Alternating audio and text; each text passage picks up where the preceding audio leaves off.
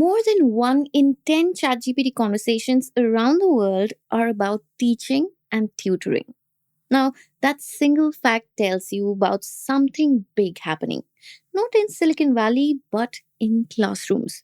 And in India, where over 1.5 million students log in to learn every day, it was only a matter of time before OpenAI came knocking, which is exactly what happened on a quiet Monday morning in March this year. When Naga Tumala, the co founder of Arise, which is a network of private schools across India, answered his phone, he did not expect to be speaking to somebody from OpenAI, which is the company behind ChatGPT. This representative was not calling him about a demo or a sale. They were looking for a partner. You see, for nearly a year now, OpenAI has been scouting for a school network that could bring its AI tools into real classrooms. And Arise fits perfectly with over 1,800 schools, including Pathways, Jaipuria schools, and Delhi public schools, and more than 1.5 million K to 12 students. It made sense strategically too. India has the second largest number of ChatGPT users after the United States. The company is preparing to open its first Indian office and has already announced a cheaper version of ChatGPT. But inside schools, the excitement is mixed with hesitation. Because when a company as powerful as OpenAI enters the classroom, the questions are not just about learning, they are about data, control, privacy, and trust. And in a country where privacy laws can impose penalties of up to 250 crore rupees, the cost of getting that balance wrong could be massive. So, what does OpenAI really want from Indian schools, and what might Indian schools lose or gain by saying yes? Welcome to Daybreak, a business podcast from the Ken.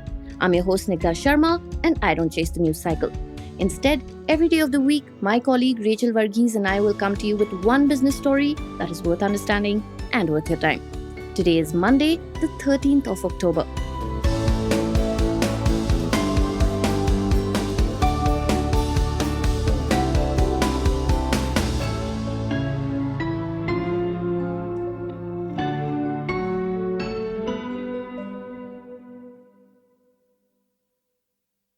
A month after that first call, a small team from OpenAI landed in India. By June, Arise had started running a pilot just weeks after the company launched its study mode, which is an interactive learning tool inside ChatGPT. Around 30 students from two Arise schools, one in Hyderabad and one in Delhi, were part of the beta test. And during that test, students, parents, teachers, and the schools all had to sign non disclosure agreements. For OpenAI, that secrecy, of course, made sense because it helped protect the product before its official release. But for schools, this was difficult. Convincing parents, managing permissions, and navigating legal risks became an administrative nightmare. So, had it not been for the resistance from these schools, OpenAI would have wanted to pursue the NDA model for future partnerships too. But according to one Arise school head, that would not have been feasible in hindsight. So the company changed its approach. Instead of secret pilots, OpenAI began signing open agreements with schools. Under the new deal, Arise schools would receive 10,000 free ChatGPT Go licenses for 6 months. And the rollout is expected by November this year. But the details matter. OpenAI is not just offering access. It expects constant feedback from schools on what works and what doesn't. Whether that feedback comes through surveys, use logs, or essays is still undecided. But schools are uneasy about it. Tumala told my colleague, the Ken reporter Atul Krishna, that teachers just don't have the time for all of this. Even more concerning is that the data collected during the partnership will not be shared back with schools. Everything OpenAI learns stays with OpenAI. And that is why so many schools are being cautious. Arise has agreed to distribute the licenses only among teachers, not students. The principal of an Arise school told the Ken that they are skeptical about officially telling students to use ChatGPT because if the digital personal data protection rules come in, they will become liable as schools if they have endorsed such products. The Indian government published the draft rules for Digital Data Protection Act in July. And according to these rules, if a company or an institution shares data with a third party without consent, it could face a fine up to 50 to 250 crore rupees. Now, despite this, OpenAI is keen to eventually release licenses to students as well. The thing is, though, this kind of back and forth is common when big tech works with schools. Companies like Microsoft and Google have done similar things, giving free access to their products to encourage long term use. OpenAI seems to be following that same pattern. For more on why schools are still reluctant, stay tuned.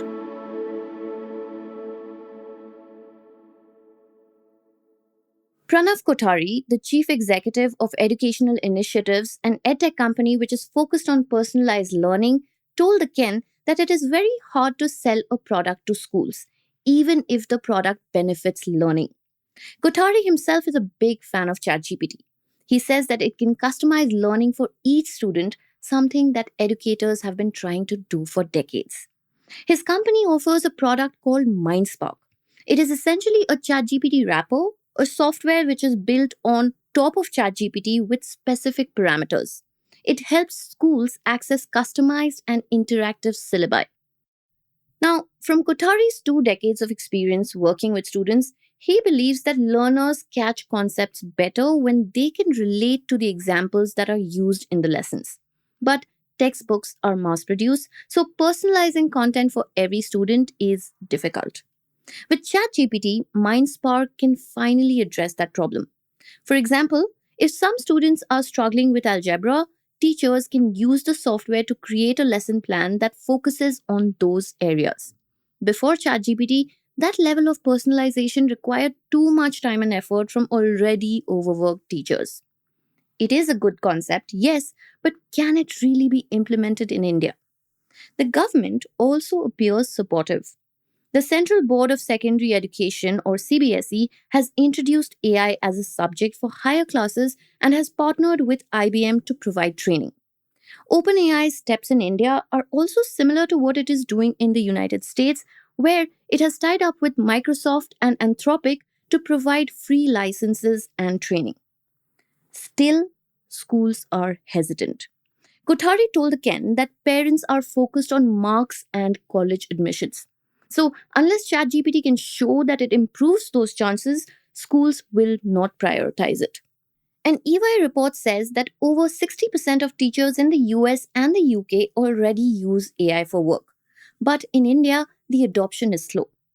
Kothari told us that no pedagogy-focused company in India has crossed 100 crores in revenue except those dealing in textbooks. Educational Initiatives works with 6,000 schools across India and other countries, yet only about 200 have converted to paid customers. So, if OpenAI's move is not about revenue, it may be about research, data, and attention. The idea is simple. Schools roll out ChatGPT, teachers use it for lesson planning and assessments, students use it for learning, and OpenAI in return gets training data. Another Arise founder explained it further. They said, what we teach in schools tends to be non-proprietary. That is why it becomes a great case for training the model. OpenAI has moved quickly in India, but education is a massive experiment. If the balance between access and liability tips the wrong way, the company could learn how complex this experiment can become. As Tumala said, what changes with Gen AI is conversations. Otherwise, everything was a monologue, whether it was textbooks or YouTube. If monologue was enough, YouTube would have been the biggest university in the world. Conversational learning can be a game changer. But for now, the conversation between OpenAI and Indian schools has only begun. So, will ChatGPT truly change how India learns? Or will it just collect data while schools struggle to catch up? That is $1 billion question, and one that India's classrooms may soon answer.